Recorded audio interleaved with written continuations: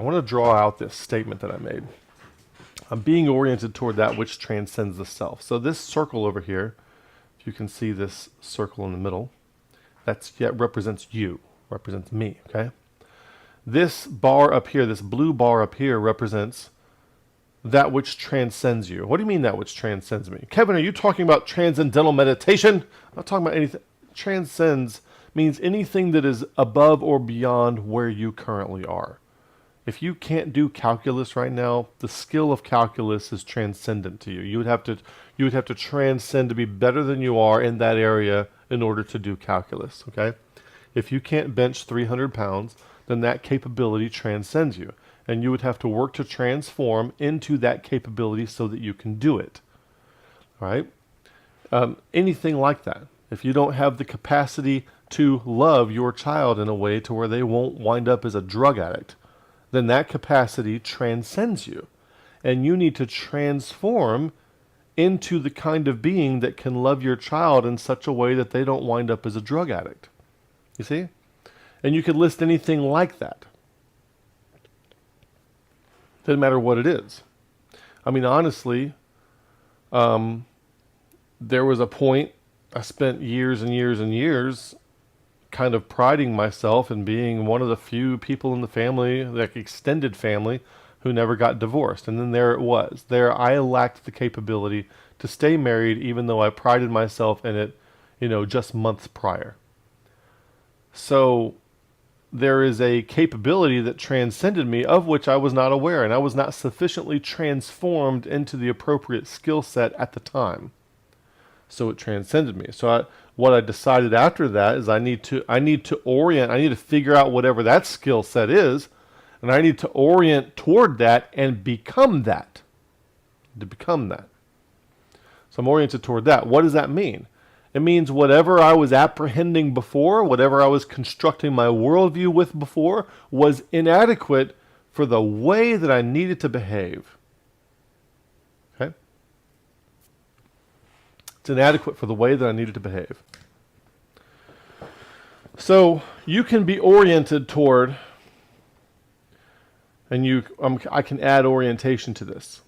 Okay? You're going to be pointing at something. You're going to be moving in some direction. And there is no neutral, by the way. It's like you're like a train on a hill. If you are not exerting effort, you're going to roll backwards. Okay? That's just how it is. There is no neutral. There is no real maintain. Maintaining means effort when you're in an uphill battle. You have to move to maintain, okay? And if you want to go up, you really got to move. So you have to be oriented. You oriented toward something. And if you aren't oriented toward moving up, you have to be oriented toward moving up and moving up to at least stay still because you're on an uphill climb. And at any time you stop putting forth that curious effort, you start sliding backwards. There's no neutral. There's no neutral. So you're oriented towards something. You can be oriented toward that which transcends you, or you can be oriented toward that which you can apprehend, like a set of systematized beliefs, something like this. Grudem's systematic theology, bunch of nonsense. And this is where your Calvinists are, this is where your provisionists are, any kind of confessional Christianity, they're all here. And it is like an AI. What do you mean it's like an AI? As we talked about in our previous video, what we're learning through cognitive science and the science of artificial intelligence is that AI doesn't care. Doesn't care about being true, doesn't care about being right, doesn't care about fitting in an in-group, doesn't care about ethics, doesn't care about morals. It just doesn't care, okay, in the state that we currently have it.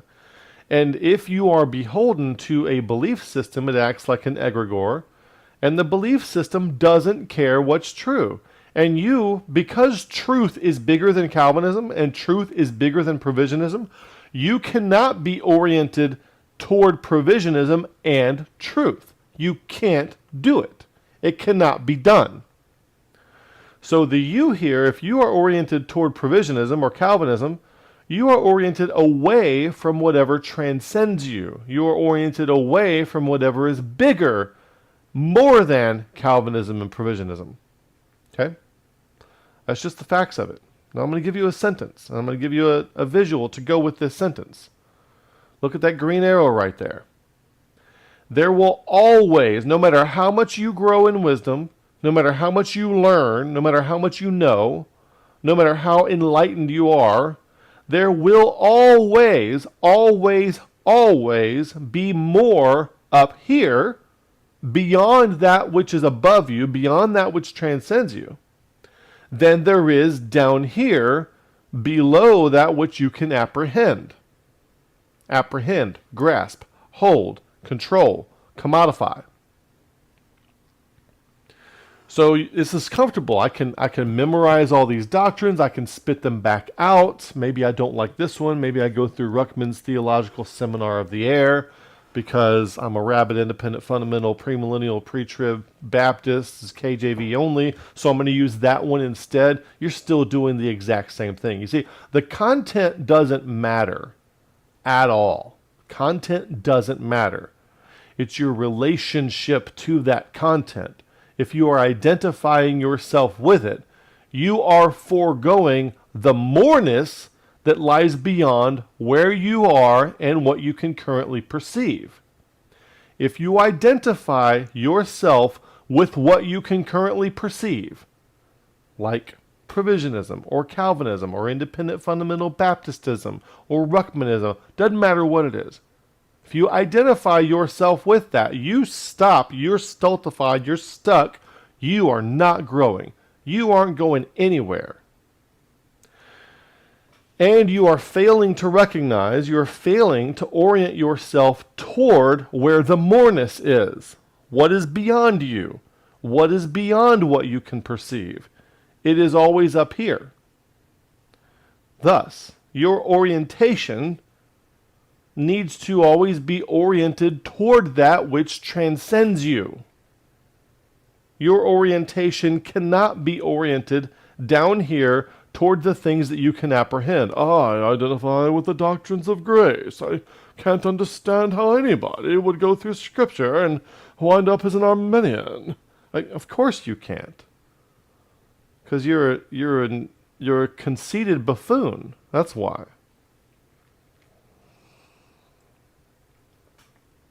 So it's not Calvinism versus Arminianism.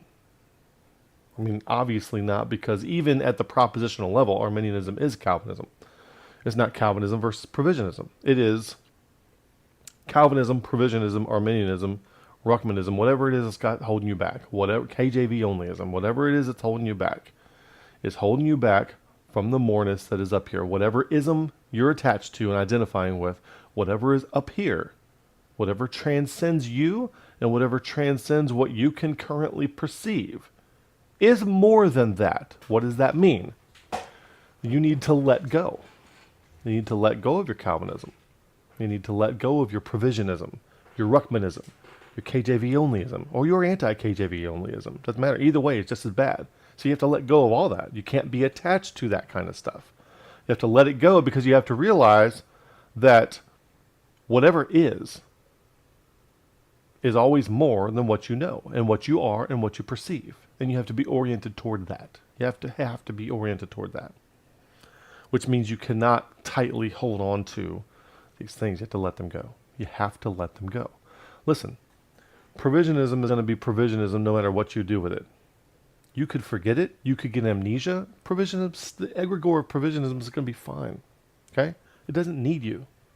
Calvinism is going to be fine without you. It doesn't need you. Ruckmanism is going to be fine without you. It doesn't need you. You could get amnesia tomorrow in a car accident and totally forget all of that stuff.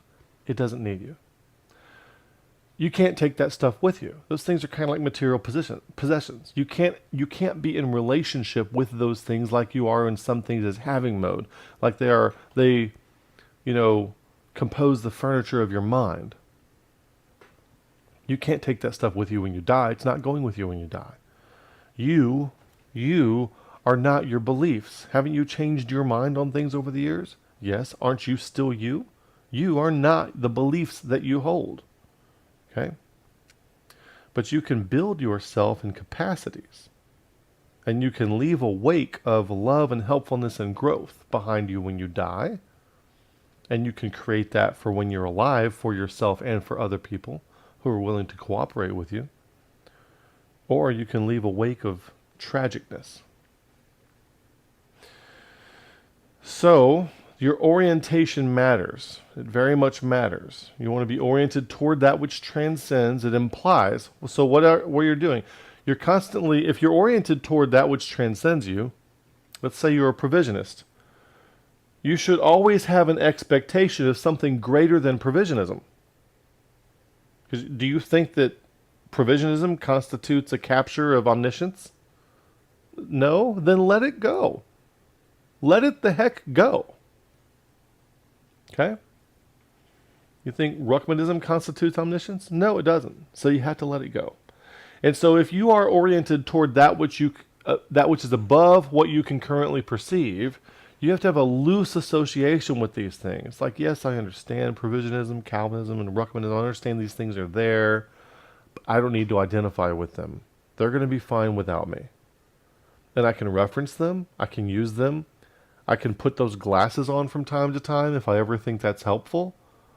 But I don't need to identify with those and stay stuck there. I need to go toward the expectation of whatever is outside of that. Okay? Now, when it comes to first and second half of life wisdom, it is helpful to kind of grow up in one of those systems so that you know how to break the rules properly when you get out. But that's what it's all about. Second half of life wisdom is going above and beyond that frame of reference, which kind of gave you it just really gives you a frame of reference for operation and really nothing more.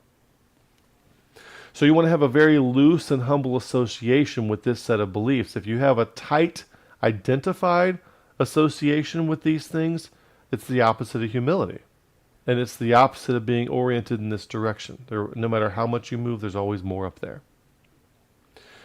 So, your expectation, this green arrow here, is of something beyond the current self. You can be oriented toward that, something beyond my provisionism, there's something beyond my Calvinism. There's something beyond Kevin today, May 16th, 2023. There's something beyond this toward which I need to be oriented. Or you could be oriented like this. You could say, reality has been finitely systematized into my grasp. I have captured reality in this book.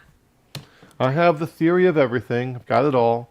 I have all the ontology, and I have identified myself with all the ontological statements, and I know they're true because I've validated them because I'm an expert in every field. You realize how arrogant that is? That's so stupid. I mean, why would you do that? And when I say that's so stupid, why would you do that? I'm talking to me. I'm talking to my past self. Dude, that's how I operated.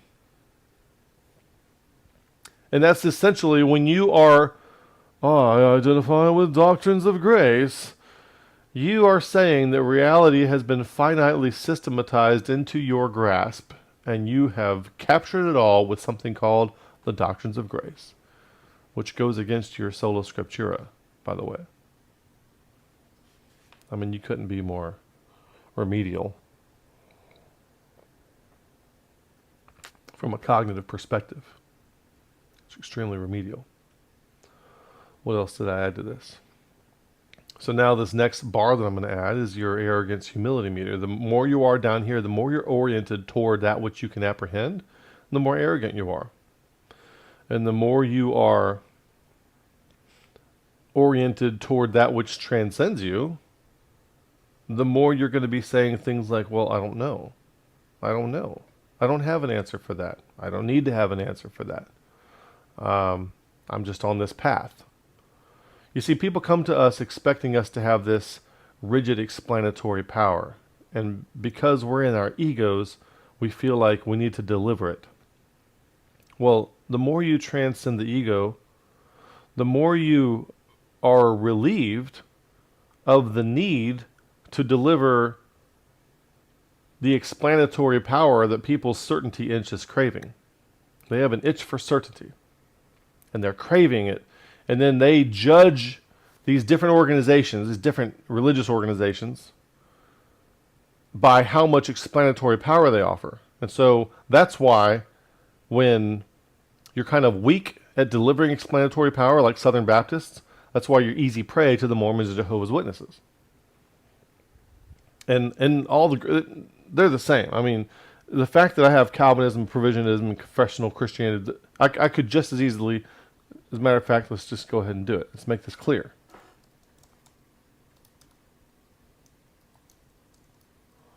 And JWs. It's all the same stuff. It's all the same thing. Doesn't matter. Doesn't matter that the propositions are different.